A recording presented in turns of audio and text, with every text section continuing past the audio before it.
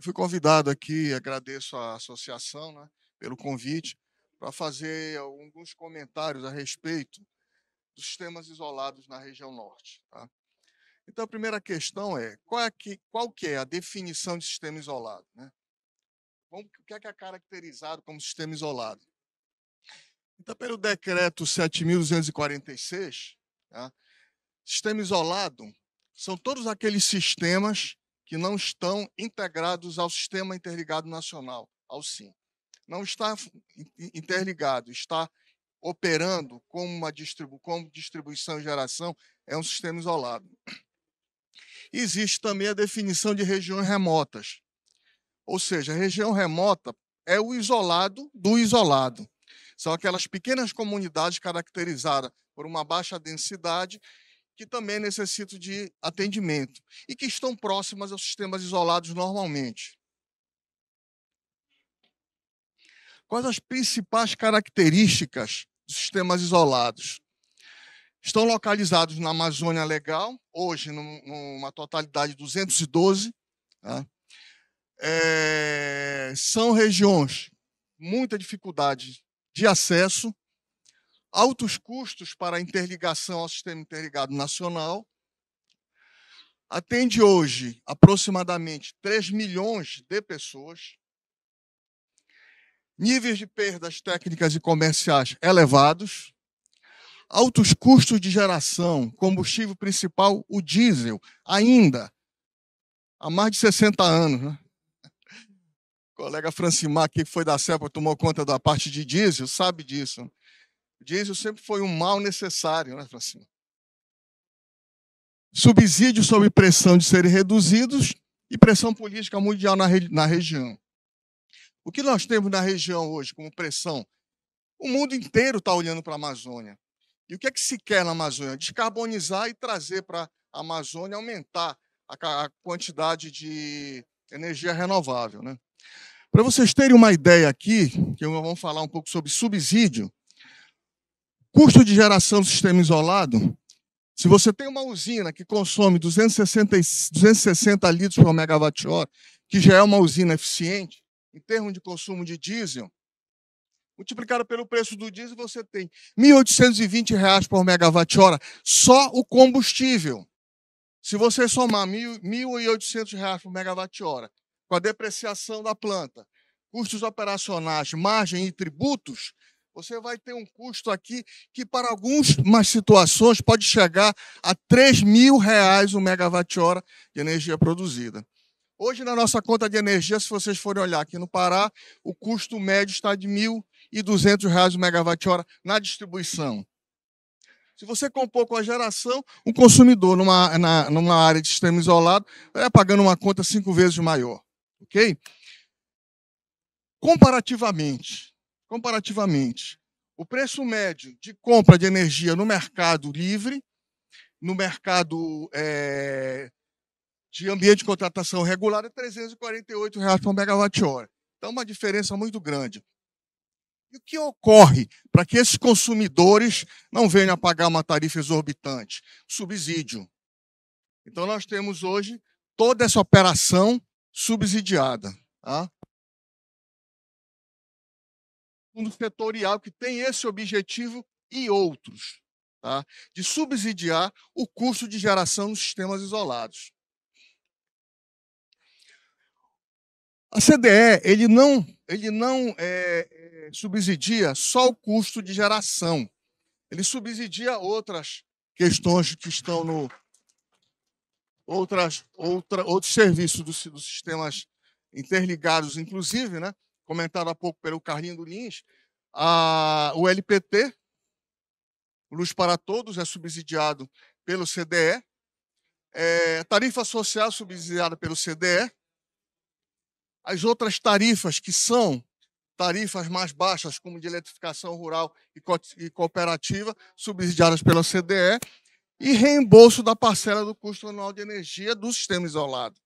Tá ok? Então, como é que funciona hoje? Simples. Como é que funciona hoje? Qual que é o custo de geração da usina A? R$ 3.000 o megawatt-hora.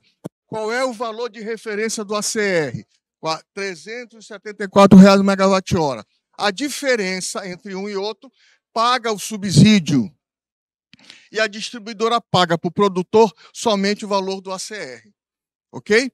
Então, esse subsídio existe e o sistema isolado hoje opera com subsídio.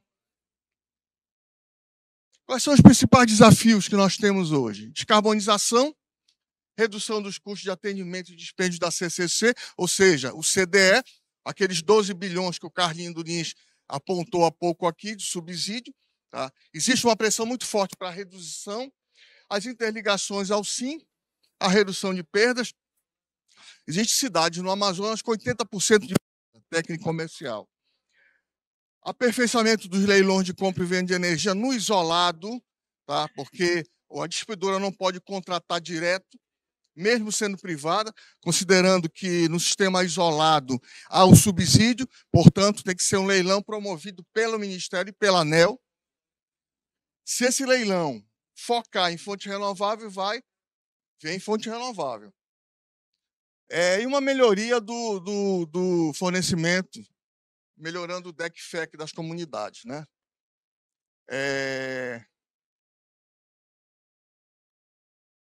Os sistemas isolados, eles não foram...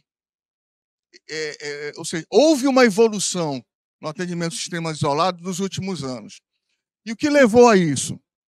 Uma política do governo, tá, que transformou a CDE numa fonte de recursos para a construção de sistema de transmissão, tá? Que foram as subrogações da CCC. Ou seja, se uma dada usina ter um consumo de energia, consumo de combustível elevado, e esse consumo, em poucos anos, paga a interligação dessa planta, o que fazia a CDE?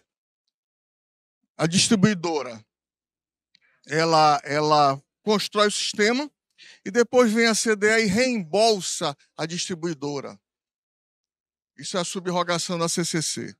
Então, reembolsa a distribuidora. Você gastou 10, interligou, eu vou te devolver 10. Aí, pô, mas está havendo o quê? O CDE está financiando? Não está financiando.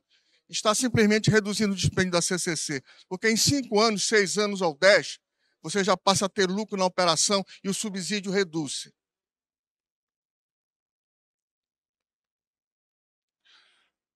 São caso exemplo, em Rondônia. Rondônia conseguiu subrogação da CCC para interligar diversas cidades. Outro caso exemplo da CELPA, que conseguiu subrogação da CCC para interligar a Ilha do Marajó. Outro exemplo, o Guasco do Brasil, que reduziu o consumo de combustível fazendo investimentos nas usinas e, com isso, conseguiu a subrogação por eficientização. E outros diversos casos. Mais outro caso da Guasco, a Amazonas Energia, no estado do Amazonas, conseguiu subrogação para interligar algumas cidades, alguns municípios. E aqui eu mostro para vocês um quadro de 2004, tá? Esse quadro de 2004, ele mostra esses pontinhos vermelhos aí, onde existia sistema isolado. Então, hoje, para vocês terem uma ideia, essa região toda de Rondônia praticamente já está interligada com recursos de subrogação. No estado do Pará, a Ilha do Marajó, mais esquerda do Amazonas, quase toda interligada. Tá? O estado do Acre, 13 usinas no estado do Acre, das quais só 3 estão em operação ainda com diesel, e as maiores estão sendo interligadas no próximo ano. Ok? Então, sempre houve uma solução, e essa solução da subrogação foi um negócio muito bacana, muito bom, que valeu, deu certo. Só que interligar uma usina, por exemplo, de Tabatinga, na fronteira do Amazonas com a Bolívia, não é possível. Tecnicamente é impossível. Interligar uma usina como o Tefé, que fica aqui no Rio Solimões, no Alto Solimões, também é quase que impossível hoje. Como é que você vai construir uma linha de transmissão que vai cruzar o estado do Amazonas todo? E, para isso, o que é que nós estamos olhando aqui? Muitas cidades permanecerão com diesel em operação por muitos anos. Tá ok? É possível melhorar esse atendimento? Sim, é possível. E como é que nós vamos também atender as comunidades remotas que não são atendidas ainda? Que existem milhares no estado, na Amazônia Legal. Tá? Então,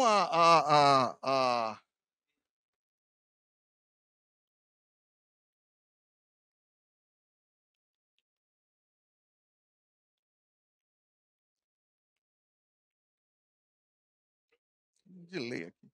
Então, veja só, a Micropower é uma empresa que foi criada em 2018 por 3 americanos no Brasil.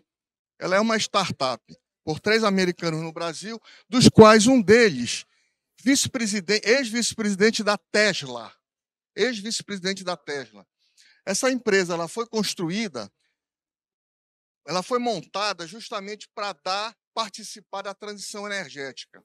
Tá? Hoje, quais são os acionistas da Micropower? A Siemens, que todos aqui conhecem, a Equinor, que é uma empresa norueguesa de óleo e gás, que está investindo na transição, e a Comerc Energia. A Comerc é a maior é a maior comercializadora de energia do Brasil, inclusive com diversas usinas fotovoltaicas espalhadas pelo Nordeste. Tá? E hoje a Vibra, que é a antiga BR, comprou metade da Comerc. Então é uma empresa bem consolidada a nível de acionistas. Tá? Qual é o objetivo da Micropower?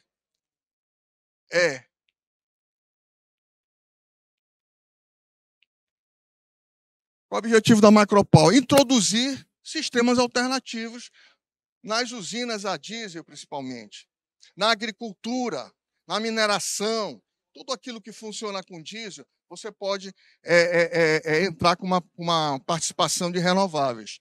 Tá? Então, a primeira alternativa que nós temos é a hibridização de usinas a diesel.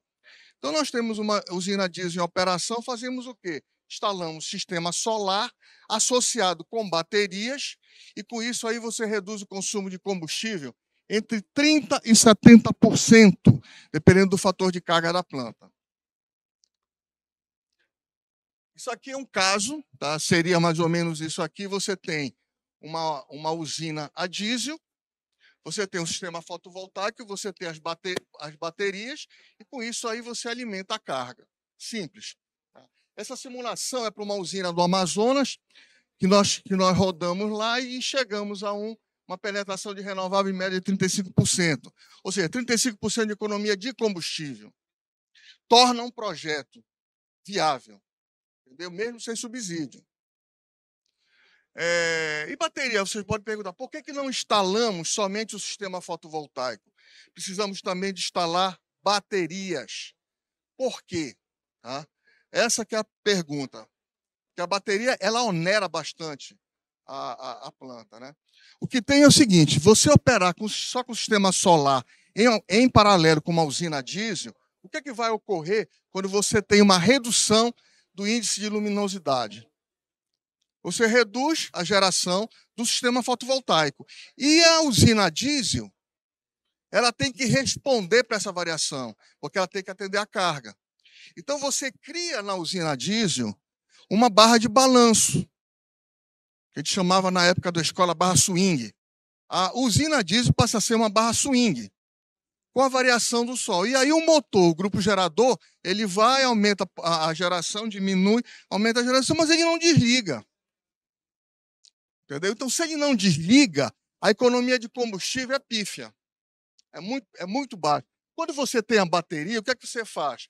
Você acumula na bateria e a bateria passa a ser a barra de balanço. Ou seja, a bateria passa a alimentar a carga e suprir as oscilações da carga, porque ela está com aquela energia acumulada. Correto? Então, durante o dia, você tem essa operação. Bateria, sistema fotovoltaico, carrega e descarrega. Quando chega à noite, sai de operação, entra a usina diesel, mas durante o dia você reduz em quase 90% a operação das máquinas, que vai nos dar uma disponibilidade uma inserção de renovável de 30% a 70%.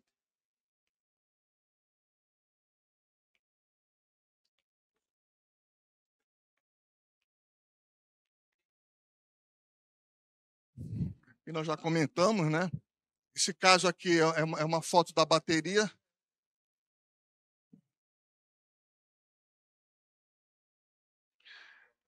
Aqui é a bateria, são módulos. Essas baterias são feitas sob encomenda, são importadas. Tá? Ali você tem um módulo, dependendo da potência que você necessita. Você monta em container, quadro de comando, quadro de controle, e já vem de lá assim. Já vem ou dos Estados Unidos ou da China. Nós temos ela em container, direto para a instalação na planta. Então, a instalação é muito simples. Você instala, basta uma base, você instala aquela bateria ali e associa o sistema fotovoltaico e a usina diesel.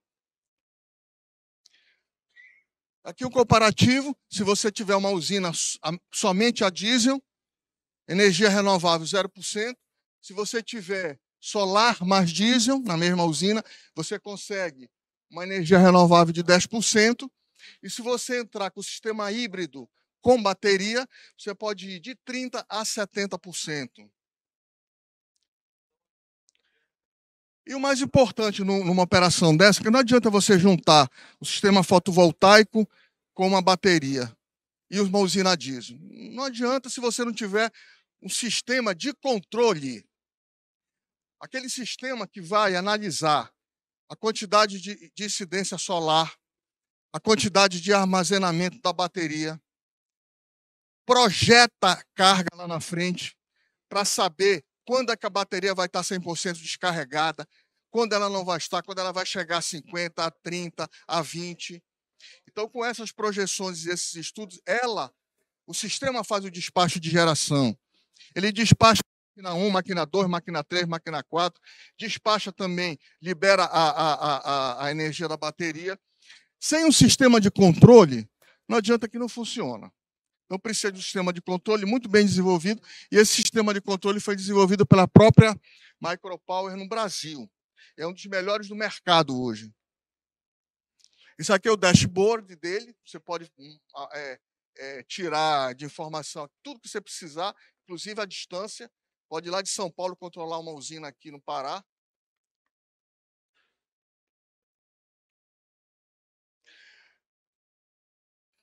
Alternativa para atendimento a comunidades que não são atendidas hoje, tá? Com 100% renovável. Nós podemos atender comunidades com 30, 40, 60, 100 casas, 120, 200 residências, 250 residências, só com energia alternativa, montando uma mini usina fotovoltaica e com acumuladores. Tá? Esse caso aqui é um caso que a Micropower instalou na Bahia, na localidade de Xique-Xique. Nós instalamos uma usina fotovoltaica com baterias da Tesla. Tá? São 115 famílias que estão sendo atendidas. E ainda tem uma linha de distribuição de 13,8 kV de 40 quilômetros pendurada nessa usina aí. Está funcionando há quase 2 anos sem nenhum problema. Que seria uma solução para o atendimento a pequenas comunidades.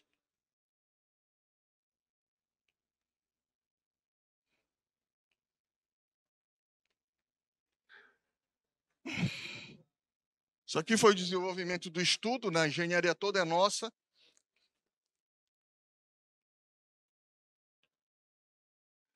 Fonte de recursos e mecanismos, isso é muito importante. Que recursos podem ser usados para a hibridização de plantas e o atendimento a novas comunidades?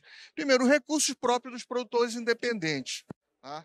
Você tem um tempo médio de retorno simples, de 4 anos para uma substituição de diesel por um sistema renovável fotovoltaico. 4 anos. Renovável fotovoltaico mais bateria, você tem um payback de 4 anos. Então, se o produtor independente está capitalizado, ele pode fazer o investimento que ele vai ter um bom resultado. Tá? Leilões de contratação de solução de suprimento com foco na solução renovável.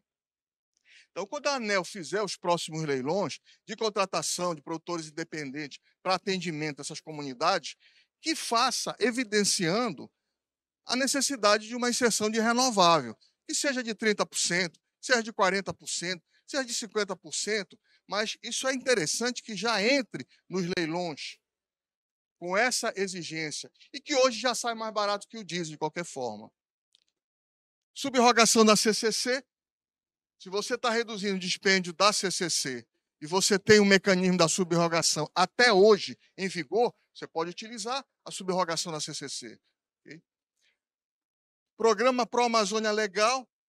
Esse programa foi instituído ano passado. Tá?